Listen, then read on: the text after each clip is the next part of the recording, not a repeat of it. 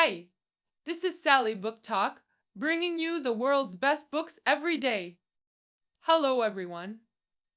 I'm your host, Sally. So glad to be here with you again. Today I'm sharing Design of Design by Kenya Hara, a master of Japanese graphic design. You'll find this book recommended across all design fields. It's been a bestseller in Japan for over a decade, winning the 26th Suntory Arts Prize in topping design book charts.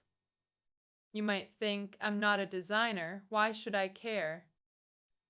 The title does make it sound like a book for professionals. But consider this: the clothes we wear, homes we live in, transportation we use, cities we navigate, all designed. Good or bad design, as modern humans, we're inseparable from it. Design thinking is everywhere. You don't need to be a designer. But understanding design enriches life and offers new perspectives. When preparing shows, I usually compare Chinese translations with Japanese originals. Surprisingly, the Chinese edition is much more comprehensive than the Japanese version. The Japanese version has 200 plus pages, while Chinese edition nearly doubles that at 400 plus pages. Originally published in 2003, the 2006 Chinese edition added chapters, examples, visuals, and simplified complex sections. It's rare to see translated editions surpass originals, and such high-quality books often go out of print. So if interested after this episode, I recommend getting a copy for your collection. Now, who's the brilliant mind behind this book? Kenya Hara leads Japanese graphic design, heads Nippon Design Center, and teaches at Musashino Art University. These titles sound impressive, but you might still ask, what's that got to do with me? Let me tell you this: his most significant connection to us all lies in 4 words everyone's heard: MUJI. That's right, he's MUJI's art director, shaping their product philosophy and visual branding. His involvement transformed MUJI from local brand to global design icon with unique aesthetics. Harris stumbled into graphic design, though architecture was his original passion. Influenced by his calligrapher mother, he initially resisted flat design's constraints. This architectural foundation makes his designs uniquely dimensional and spatial. He champions minimalism, negative space, and the philosophy of emptiness as fullness. Hara designs like Tai Chi masters, simple gestures containing infinite variations. Now let's unpack this book's essence together. Decoding Hara's abstract concepts proved challenging. His thinking isn't easily accessible. Beauty's in the beholder's eye. Different perspectives yield completely different takeaways. Design professionals will find deep philosophical insights and forward-thinking perspectives. Enthusiasts will feast on abundant case studies and stunning photography. Experience global design exhibitions through these pages. No Tokyo, Milan, New York flights needed. Hara's expert commentary adds depth to each exhibited work's appreciation. This guidance matters. Without proper context, even physical exhibition visits can feel hollow. The core challenge: understanding what makes each work brilliant and meaningful. This book teaches you how to perceive design from new perspectives.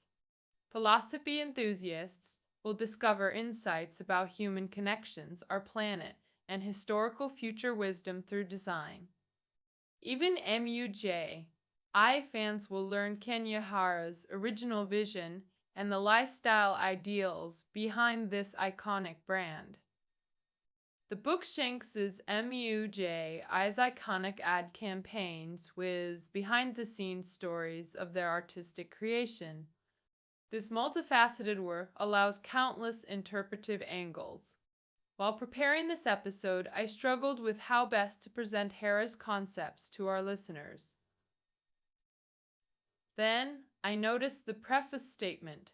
Explaining design through words is itself a design act.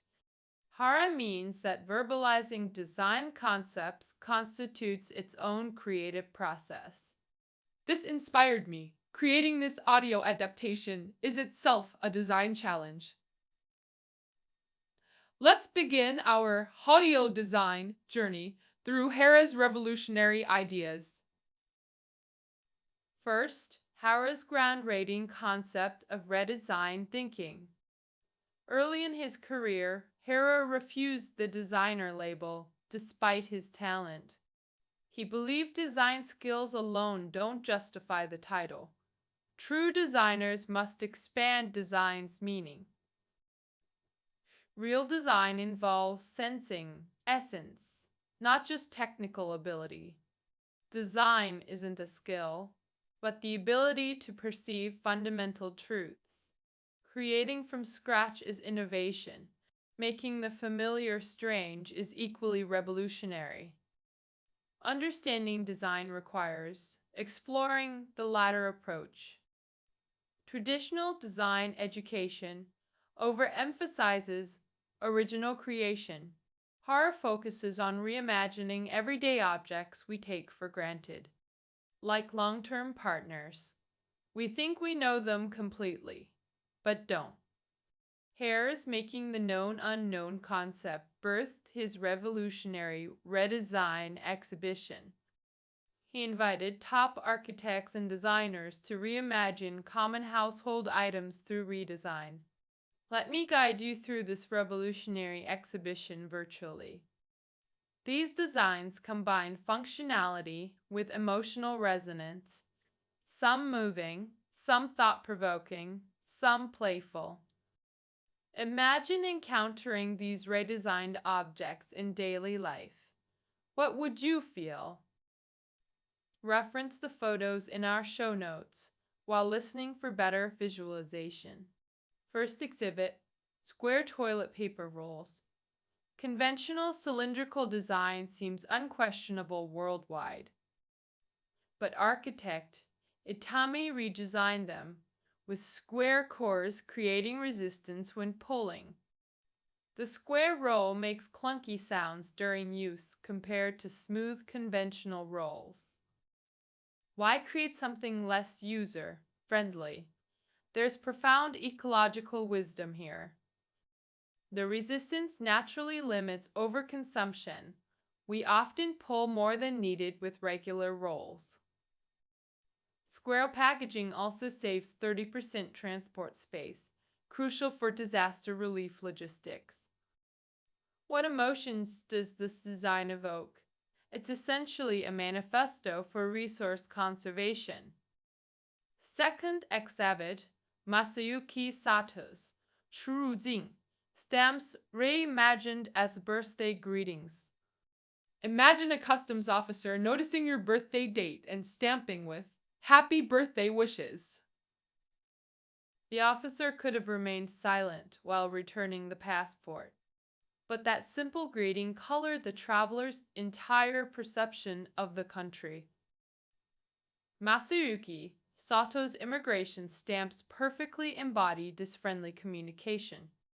We're all familiar with those impersonal, circular, square customs stamps during international travel. The redesigned stamps feature airplane silhouettes, right facing for arrival, left for departure. Imagine travelers' initial confusion followed by delighted aha moments discovering this playful design.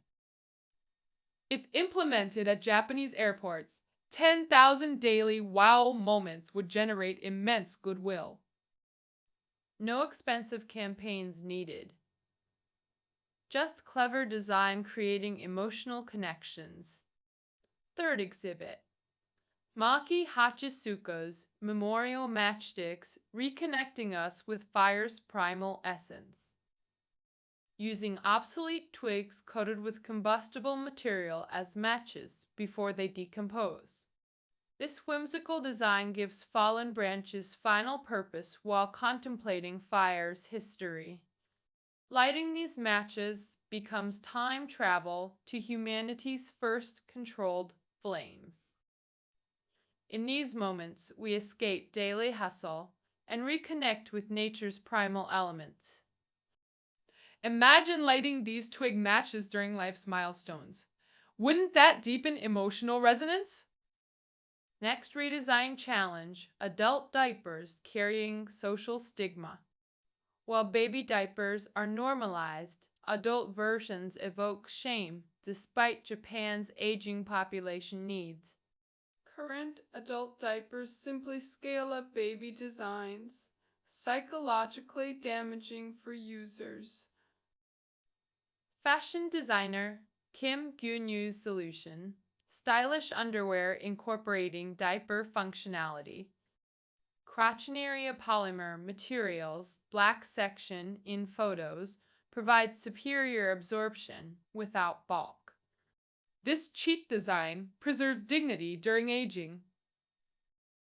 Fashion meets functional necessity.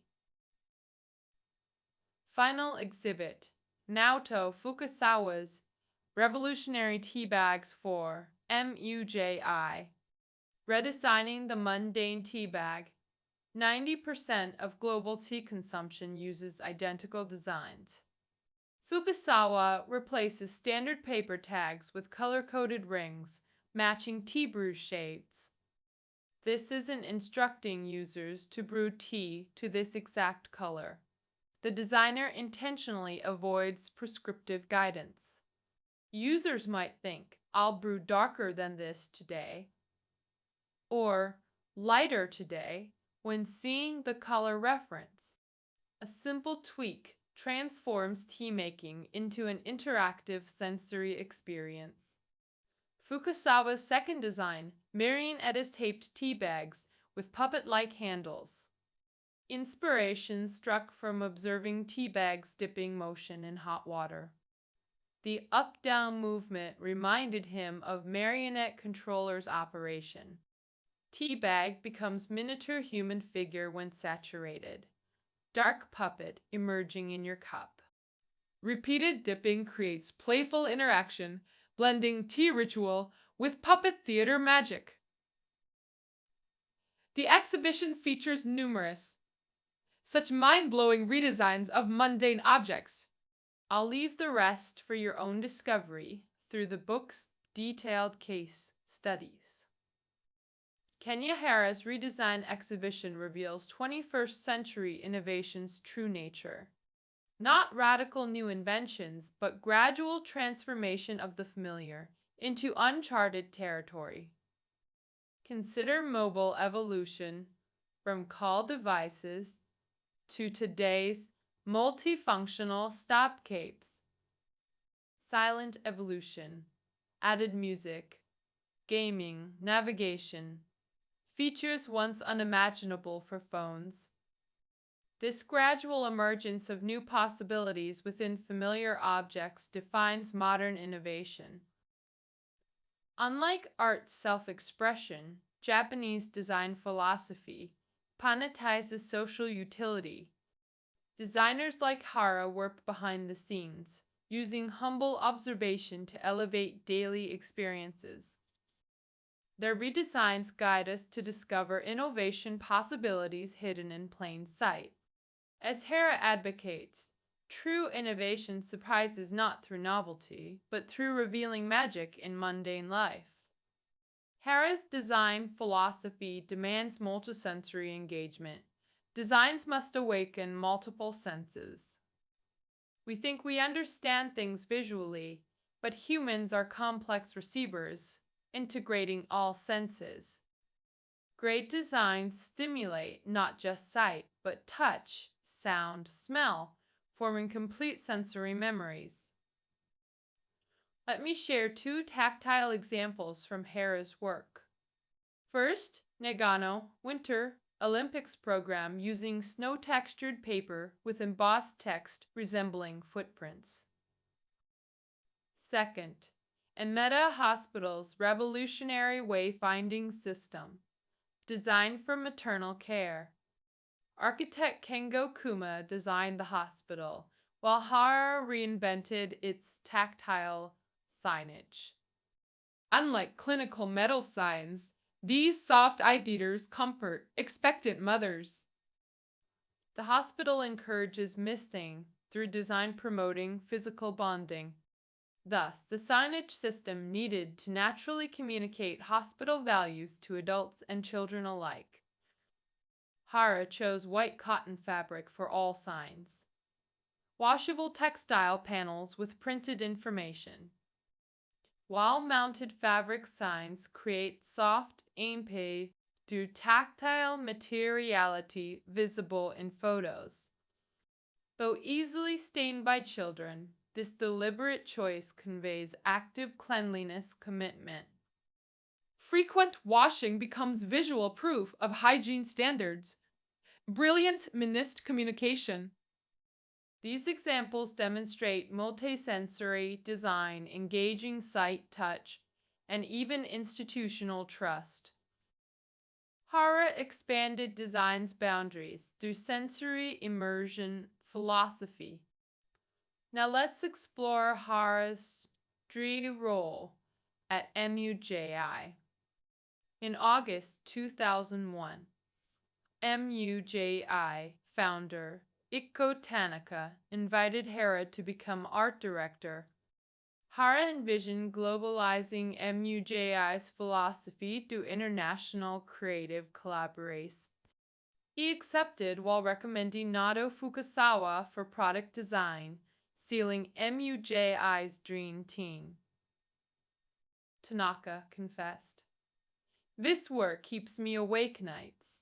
It's utterly captivating." Tragically, 3 days later, Tanaka passed away unexpectedly. Thus, MUJI's creative baton passed to Kenya Hara's visionary leadership. MUJI emerged in 1980s Japan with simplistic initial philosophy, affordable goods via overseas production. Hara recognized 21st century demanded smarter resource. Environment approaches for MUJI's evolution. Modern products split into two extremes: luxury, exclusivity, FIAS, cheap mass production. Luxury competes through novelty and scarcity, cheap goods through cost minimization. MUJI charts third path, finding beauty in essential through homemade production methods. Not cheapest, but naturally economical through intelligent material process innovation. Hara established MUJI's unique aesthetic, richness and simplicity, luxury and modesty. Core philosophy 1. This will do. Countering consumerist. I must have this mentality. Modern individualism drives overconsumption at environmental cost. This will do advocates rational desire management without quality compromise. The philosophy acknowledges mild dissatisfaction while promoting contentment cultivation. MUJI's This Will Do. Philosophy combines acceptable quality with restrained compromise, fostering mindful consumption over blind acceptance. Hare calls this global rational value, advocating ultra-rational resource utilization philosophy. Take MUJI's revolutionary, dried, crushed shiitake. Product reshaping Japanese mushroom market norms. Whole dried shiitake often costs over 300 Chinese yuan, 200G in Japan due to aesthetic standards. MUJI's crushed version sells at 30 Chinese yuan 200G using same quality, mushrooms, just repurposed fragments. This innovation reduces waste while maintaining flavor. Most recipes require chopped mushrooms anyway. Same principle applies to MUJI's unbleached paper products, retaining natural brown hue. Skipping bleaching creates eco-friendly notebooks. Packaging connecting users with nature's textures. This philosophy echoes Confucian ideals of modest living. A single bowl meal, a gourd drink. If I must have this represents progress, this will do becomes revolutionary regression. Now let's explore MEJ. I second philosophy. Emptiness contains all. MUJI product appear designless, simple white bowls, chairs, transparent containers blending into any environment. A plain white bowl serves rice. Soup, fruits, adaptable to Eastern or Western cuisine. Creating this designless aesthetic requires extraordinary design discipline. MUJI 7,000 plus products maintain perfect harmony when combined. Any pairing complements beautifully. MUJI's thematic ads feature empty horizons, rarely proving actual products. Why blank landscapes? They become vessels for personal interpretations of MUJI's philosophy. Fans love MUJI for varied reasons: eco-friendliness, urban aesthetics, oboe, or simple habit. The emptiness concept stems from Japanese tea ceremonies wabi-sabi, beauty in imperfection and simplicity. This minimalism reflects Japanese belief that simple forms mirror human complexity. Senno Raikyu's tea houses exemplify radical simplicity. Tiny spaces of 2-3 tatami mats, about 3-4.5.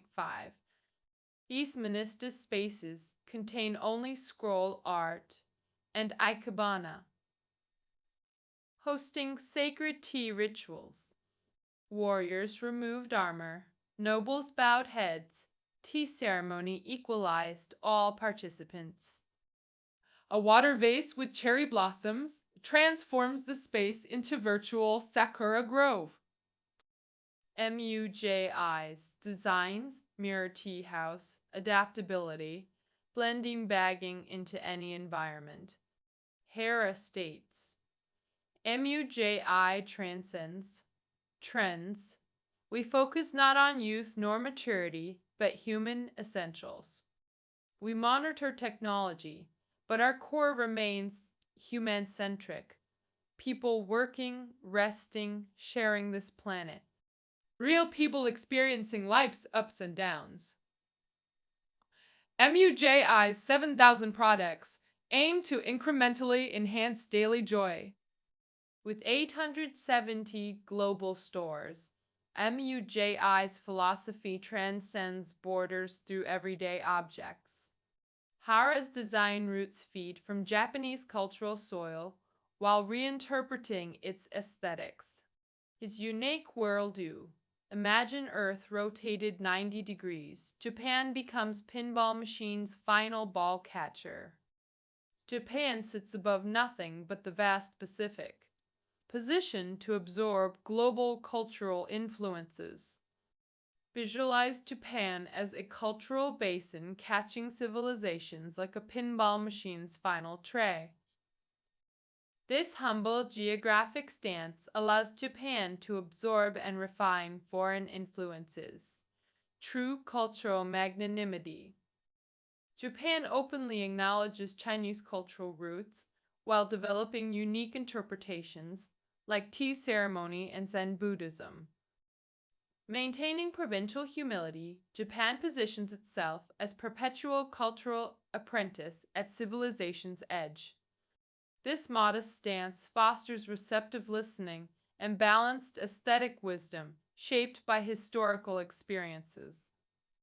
China's economic surge feels like a bustling supermarket next door, impossible for Japan to ignore. Hara cautions.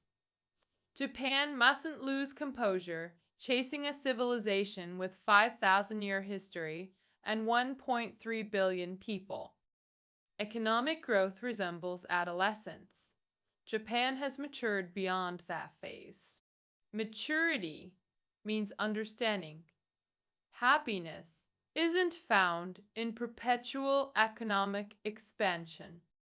We must cultivate cultural elegance through thoughtful reflection on foreign influences. This wisdom holds lessons for China, still in its economic adolescence, but approaching maturity.